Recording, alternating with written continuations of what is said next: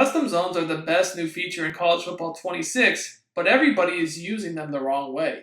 So in today's video, I'm going to break down the top 3 most powerful ways to use custom zones that are guaranteed to get you more stops on defense. Now before I show you guys the best ways to use the custom zone feature and my favorite tricks to edit your zones, I first need to show you guys the fastest way to utilize this feature because a lot of people are doing it wrong. There's 2 different ways you can edit your zones. I think the fastest way is to actually just click onto the player that you want to change their zone to a custom zone. So when you click onto him, you can hit either the X or the A button and you'll see that a menu pops up. And for me, custom zone is L1. Now, if I hold down L1, you'll see while holding down L1, I can move the left analog stick down if I want the zone to go down, up if I want it to go up. I really think this is the fastest way to do it because you can just quickly click through your players and change their zones. You can also do it through quick adjustments, but for me, I found that just takes too long and you get quick snapped. Because with a custom zone, through quick adjustments, you have to hit, if you want to edit secondary players, Y, or triangle, and then the icon of that player. For instance, if I wanted to edit a square or circle, then I have to hold down the L1 and move the analog stick up or down. You guys can see that's a lot more steps than just scrolling through your defenders and quickly doing it, right? It takes a lot longer. So now that you know the fastest way to quickly create custom zones, let's talk about my top 3 most powerful ways to utilize them and some additional tricks that I really like as well. Now, I believe that cover 2 is the best zone coverage in the game this year because these deep halves by the safeties actually do a great job of guarding the sidelines. They will sprint to the sideline, and in years past, you could just do a spread out 4 vertical concept like this and just throw this fade to the sideline. But this year, that's simply not the case. You're seeing that the safeties will get over there and play that. So this is where a lot of people go wrong. They're so worried about corner routes that they just want to stem their flat zones up or down depending upon the length of the corner route. And yes, using your flat zones to defend corner routes is effective, but it's really a waste of an adjustment because you're going to get quick snap this year. You're not going to have time to do a million adjustments, so you really want to avoid wasting one. Now, one of the most annoying weaknesses of cover 2, I would say, this year that really just shouldn't be, it doesn't have a ton, but one of the biggest ones is drag routes. So I could get in a compressed formation like this, and I could just abuse drags, right? And I don't even have to have a specific route combo. I can just throw a drag.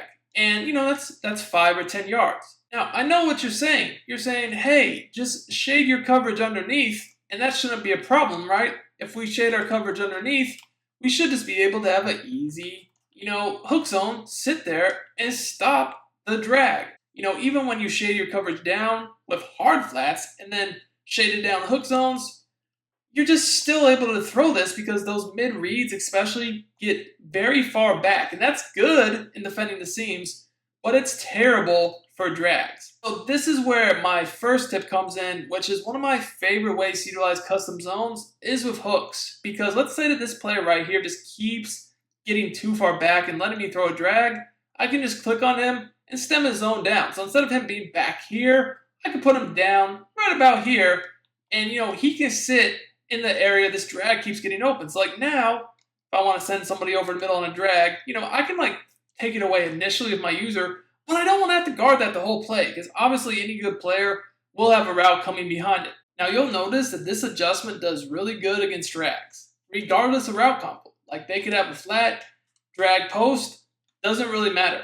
As the user, I'm just going to guard this drag for a split second, then I'm going to hop back to the post because I know my hook zone is waiting for the drag. Now, you can use this same tip basically in reverse. Let's say that you don't want to use the post, you want to use the drag. Well, take your zones, the hook zones, and stem them back a time or 2, get a little better depth to guard the post, and now you can stay underneath on that drag route for long enough that you don't have to worry about them throwing it, and then maybe you can hop back on other routes, kind of like we do here, and everything is pretty much caged. This is a super fast adjustment. You don't need to make a million clicks. Just click on, you're good. The offense can't really even do a hot route. And as you guys can see, if you try to throw this, that's getting picked. It is. He's sitting right underneath it. So that's my first method. My second method is with deep zones, and this can be used in cover 2, cover 3, or cover 4. So one of the most annoying route combos I would say this year is with like a deep crosser slash post with something coming underneath it. And you're just like never in a good position to defend this because as the defense, you can't really run with this crosser because if you do, you're going to give up the drag and the return route. And, if they have a streak, that's going to push that deep zone back, right?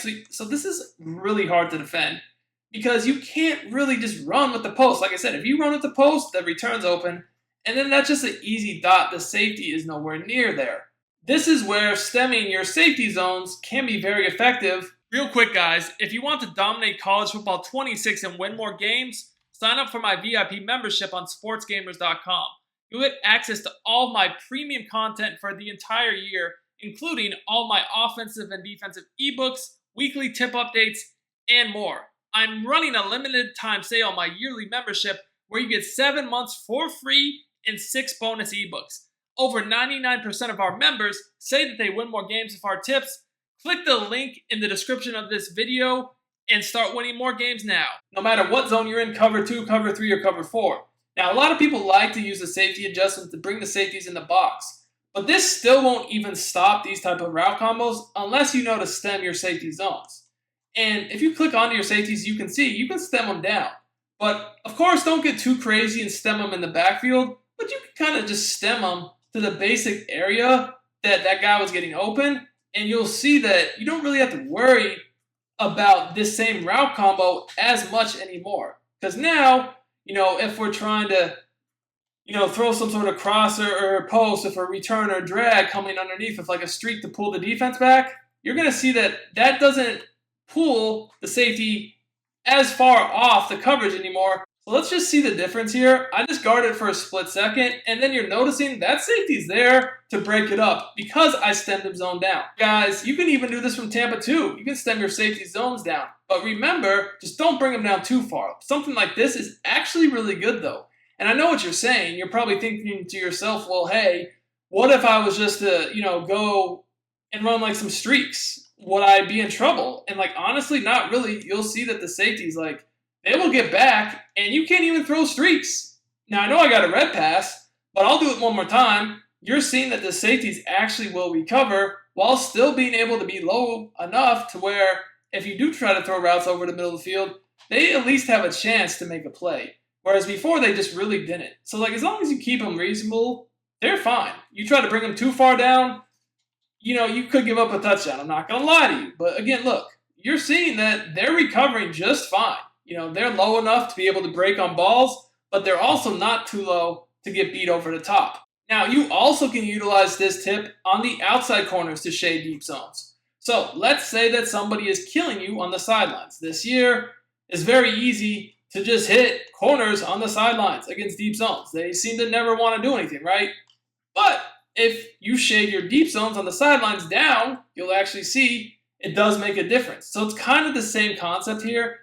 You don't want to shade them literally into the backfield, but hey, if we were originally about here, we got beat on the sideline, move them down a few clicks like this, you'll notice a drastic difference. This throw that before was undefendable is now, it can get played. Like you can see he's in position enough to where he can recover. I mean, it looks borderline open when you throw the ball. He has a little bit of room, but you're seeing that 2 to 3 steps is all the difference we need because we're able to make that up and knock the ball out. That's an incomplete pass, all because we stemmed our zone down. These 3 techniques will greatly improve your defense, and in a year where coverage honestly is very bad, you need to utilize this if you want to get stops.